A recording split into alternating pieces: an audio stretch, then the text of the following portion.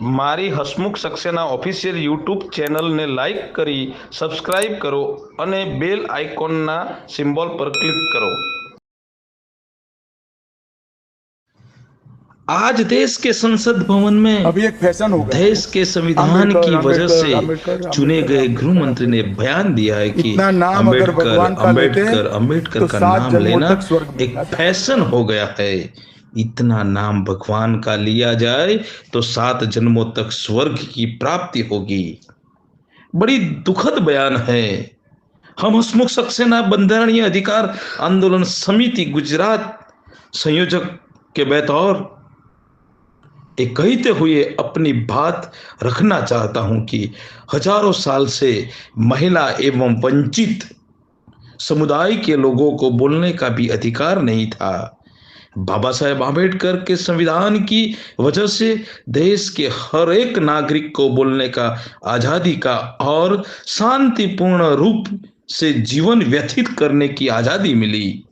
देश के संसद में चुने हुए प्रतिनिधियों को बोलने वक्त देश की जनता, वंचित समुदाय, किसान, महिला के सम्मान को ध्यान में रखना चाहिए। देश की संसद में के विकास, देश की संसद में देश के विकास, हर एक नागरिक की उन्नति, किसानों की मुश्किलें, युवा रोजगार, शिक्षा एवं जनता के स्वास्थ्य की भी बात करने के बजाय 7 जन्मों के पुण्य की बात हो रही है।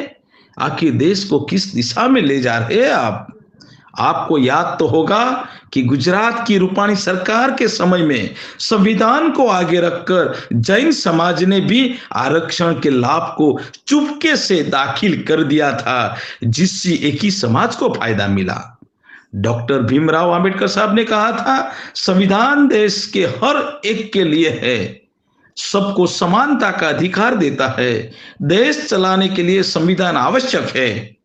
माननीय गृह मंत्री जी, आपने अच्छी बात कही कि देश विदेश, घर गली मोहल्ला में स्मारक बने, लेकिन मैं आपको बताना चाहता हूं कि स्मारक बनने से देश की प्रगति नहीं होती।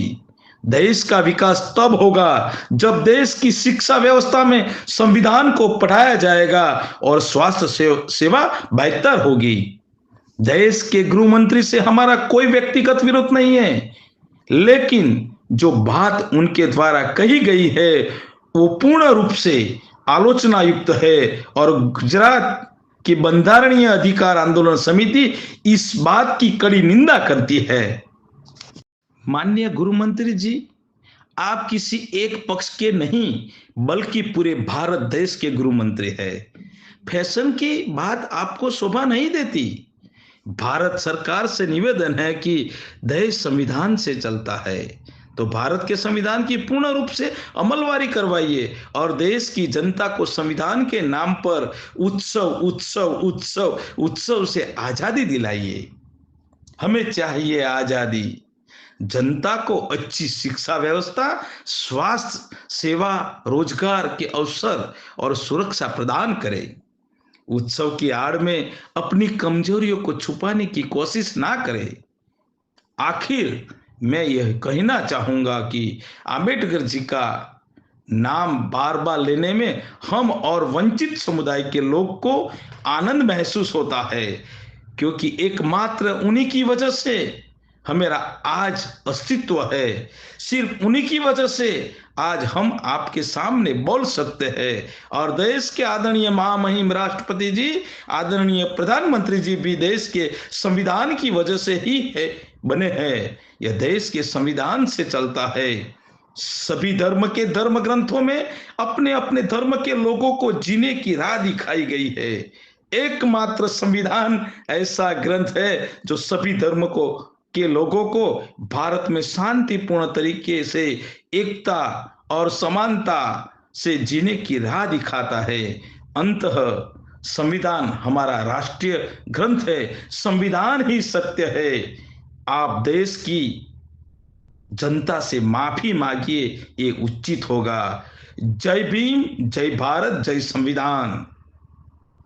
फिर से हम माननीय गृह मंत्री से अपील करते हैं, आप देश की जनता से माफी मांगिए, वही उचित होगा। हसमुख सक्सेना, गांधीनगर, बंधारणीय अधिकार आंदोलन समिति।